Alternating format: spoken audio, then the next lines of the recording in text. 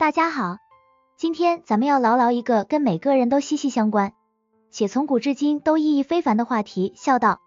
先问大家一个问题，你有多久没和父母痛痛快快的聊聊天？像小时候那样，把心窝子里的话都道给他们听了。咱们都知道，孝道是老祖宗传下来的宝贝，可这宝贝里头门道多着呢。咱们先从孝道的源头说起。论语里有句话叫色难，啥意思呢？就是说对父母和颜悦色是最难做到的。您瞧瞧，老祖宗早就看透了，孝顺可不仅仅是给父母吃饱穿暖，那和颜悦色的态度，打心眼里的敬重，才是孝顺的关键。还有24孝里那些典故，像卧冰求鲤、卖身葬父，虽然有些做法放到现在看可能觉得有点极端，但也能看得出古人对孝道那是真重视，简直把孝顺刻到骨子里了。光说这些道理可能还不够生动，咱们来聊聊那些孝道的故事。先讲讲历史上的。汉代有个小孩叫黄香，那可真是个大孝子。夏天天热，他就拿着扇子，把父亲的枕席扇得凉凉快快的，好让父亲睡个好觉。冬天天冷，他就先钻进父亲冰冷的被窝，用自己的小身板把被窝捂热乎了，再让父亲睡。这么小的孩子就能把孝道践行得这么好，多让人感动。文学作品里也有孝道的影子，就说《红楼梦》吧，贾母和宝玉的互动，那就能看出孝道的重要。宝玉对贾母那是打心眼里的敬重和孝顺，只要贾母一高兴，整个贾府都跟着热闹起来。您看这孝道啊，在家庭里就像定海神针一样，让一家子和和美美，充满温情。再看看咱们现代社会，出现了一个现象，空巢老人越来越多了。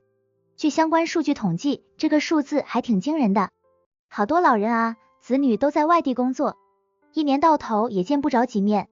不过呢，现在有些地方搞了个亲情银行，子女可以把陪伴父母的时间存进去，将来自己老了也能享受类似的服务。这就好比给孝道开了个储蓄罐，让孝顺变得更实在，也更有盼头。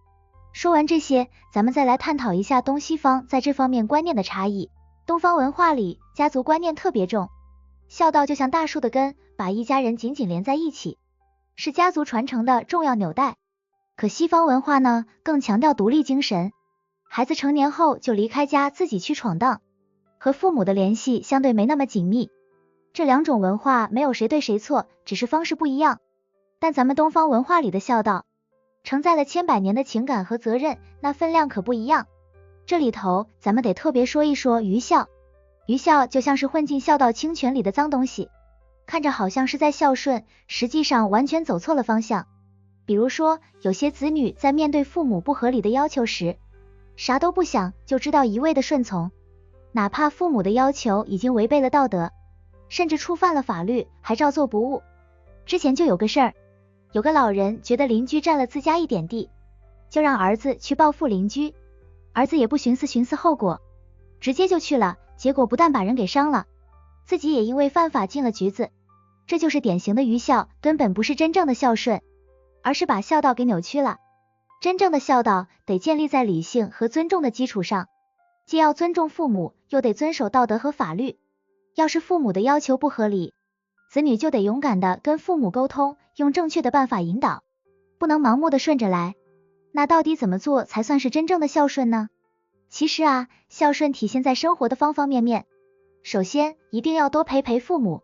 现在通讯这么发达，每周就抽出点时间，跟父母视频通话，让他们看看你，知道你过得好不好。要是有时间，就回家陪他们吃顿饭，唠家常。其次，多关心父母的身体，定期带他们去做个体检，平时提醒他们注意饮食，适当锻炼，然后别忘了教父母用一些智能设备。现在这社会发展的多快啊，别让父母觉得自己被落下了，教会他们用手机上网、视频聊天、网上购物，让他们也能享受科技带来的便利。